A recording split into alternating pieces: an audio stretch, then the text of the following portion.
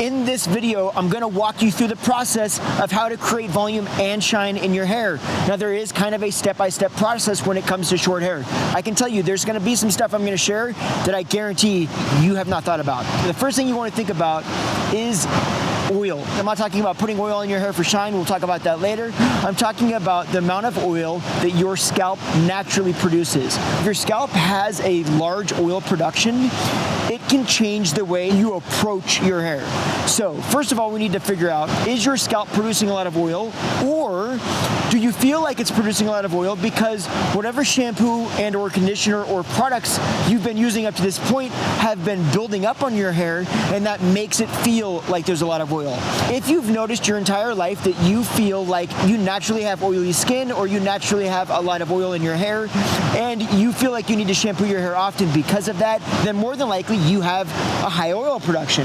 But if you feel like you've noticed that maybe somewhat more recently, or you've noticed that you feel that oily texture to your hair when you've started using a new product or new shampoos, that then could be a silicone in the product that's building up on your hair to create shine, but realistically actually creating much more of a problem because it's taking away some of that volume. So if we're talking about getting volume and shine at the same time, then we want to know which is causing that oil.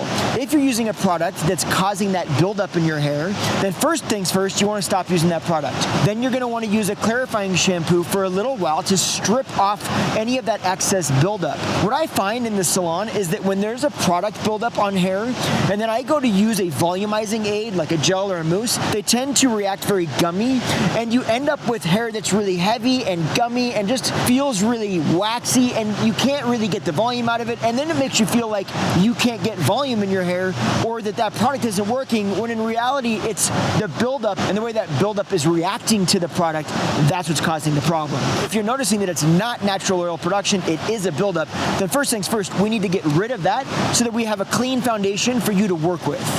Hey, if you're new to the channel, welcome, thanks for hanging out. I've been doing hair for, since 1995, and so what I do is share tips to make your life, at least your hair life, a little bit easier. And I typically do that while I take you on adventure, and today is not different. I brought you out to the Deschutes River in Bend, Oregon. It's a beautiful day, sunny, the trail is quiet, and I've got some stuff to show you while I teach you how to get volume and shine in your hair at the same time. All right, let's get back to the tips. Okay, so since we're talking about basically what we're doing during the shower, let's jump into the second step, which is hitting your hair with cold water. Now, hitting your hair with cold water at the very end, while I know is super fun, it is great to seal down the cuticle and therefore creates a smoother hair shaft and more shine. So as terrible as that cold water is going to feel, trust me, it is going to do something good for your hair. It sucks. I've done it. It sucks. It sucks. That doesn't suck. Okay, but since this is so amazing, we're just going to do step 3 here. Yeah. Okay, so step 3 is now we're moving out of the shower. Okay, once you've gotten out of the shower, these next few little processes are very, very, very important. I would say crucial to creating volume in your hair. Process number 1 is towel blotting your hair to get most of the moisture out. Now, you don't want it totally dry, but you also don't want your hair dripping wet. If your hair is too wet, when you go to apply a foundational product, which we can talk about in a second and is very important, it's going to have a tendency to dilute that product down and render it a little bit less effective. But if it's too dry, you're not going to get the distribution that you want because it's going to apply differently to the dry parts of your hair than it will to the more damp parts of your hair, or it'll all end up kind of in one place on your head and not actually emulsify through the entire hair strand. So having your hair towel blotted dry to where it's just basically evenly damp is actually a pretty big deal. Now, once you've got it dry, you're going to move into using what I believe to be extremely important, which is some sort of volumizing aid. Big hair is just big hair. It doesn't necessarily do anything for you, it's just hair. Whereas volume and shape actually accentuates things about you that you want to accentuate, or conversely, takes the eye away from things that you may not want to accentuate. Having some sort of product in there to create the foundation to actually get shape is extremely important. Now, I know your next question is going to be, what product do I use? It's a great question. Honestly, there are tons of products out there to create volume. There are tons of great products. I don't know all of them. If you've got one that you're using right now that's working, stick with it. If not, or if you're curious, here's a video right here where I share my favorite product for volume, as well as a step-by-step on how to create volume in hair with a bunch of tips and tricks that I use in the salon. So you can check that out. But the key is you get a volumizing product in there. You're gonna run into gels for volume, mousses for volume, or styling kind of creams for volume. Typically speaking, gels or creams are gonna have ability to give your hair more volume in general, but also they'll have a tendency to have more of a texture that they add to your hair. So you're gonna feel more. Mousses, on the other hand, have a tendency to be lighter and airier and fluffier with their texture, but they don't typically give you quite as much control. So understand that you're probably not gonna get quite the amount of volume out of them. Start with your product. You got your hair towel dried, it's damp, you're gonna work that product from roots to ends. You want it at the root for lift at the roots, but you want it at the mid shaft and the ends to create actual bend, which is what's gonna give you true volume and shape. Once you've got the product in there, I would even comb it through your hair just to be sure that you've got it equally distributed, and then you're gonna move into the actual drying process. The drying process is gonna start with you tilting your head upside down and blow drying your hair like that. If you can't blow dry it like that, then you're going to try to make sure that however you can stand to be comfortable, you're going to stand in that way, but blow dry your hair up and away from the way that the roots are going to fall once it's styled, to start encouraging some root lift.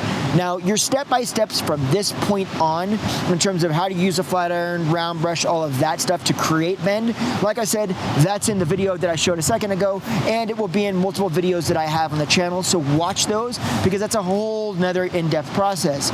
Once you figure that out, you get the bend in your hair. Now you've got product in your hair, you've got the bend in your hair. That bend is gonna help you to create volume. Now in our next step, we're gonna talk about something that I guarantee you have not thought about yet. It's extremely important. It is the foundation for all of this, and it's gonna help us get the volume in your hair so that we can move on to being able to get more shine in your hair without it weighing your hair down and making you feel like your hair is flat. So let's move on to the next step. That was a really long bit. I hope you're still here. I'm gonna hang out here. So either way, on to the next step.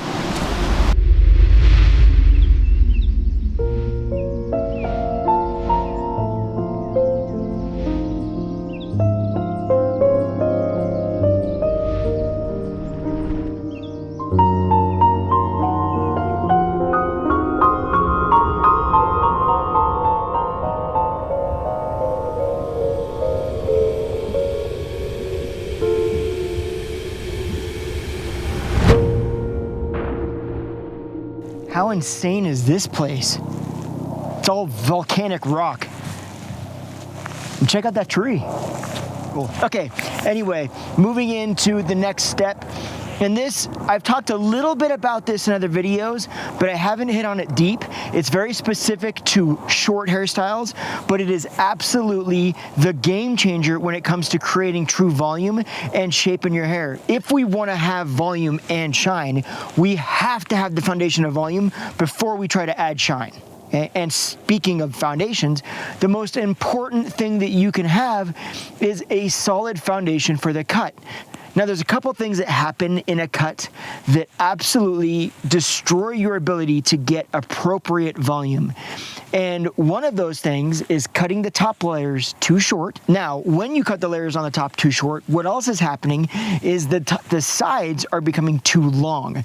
And what that means is that the layers on top are too short for how long the sides are. When you pull the side layering out and then you take the top layers and you pull those out, if those top layers don't reach about the same length as the sides, essentially they're too short. And that's when we're gonna have this issue of the sides looking extra full and therefore making the top feel like it's laying flatter. And that is one of the biggest underlying issues I see with actual short shapes and creating true volume. So can you actually have it a little bit longer on the sides than the top?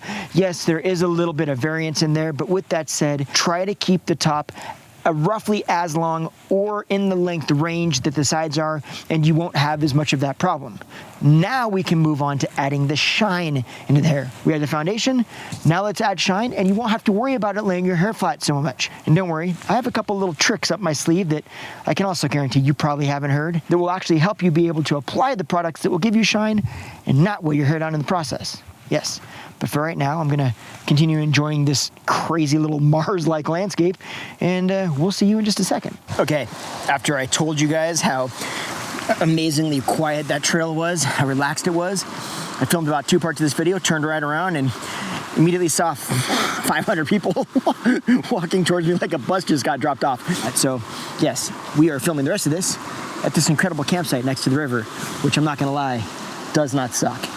Right? Okay, so these are gold tips that I'm about to give you. So first of all, when it break down the difference between waxes and pomades, because these are the things that are gonna give your hair shine. When you're trying to determine which one of these do you use so that you can create shine, you wanna know that the more watery it is, so the more oily the product looks, like an actual Amazon oil or something of the sort, the more it's going to add shine, but also potentially weigh your hair down. It's gonna be a little bit heavier. It'll feel very slick in the hair. It gives zero control to the hair, meaning there is no ability for it to hold your hair like a moldable hairspray or anything like that.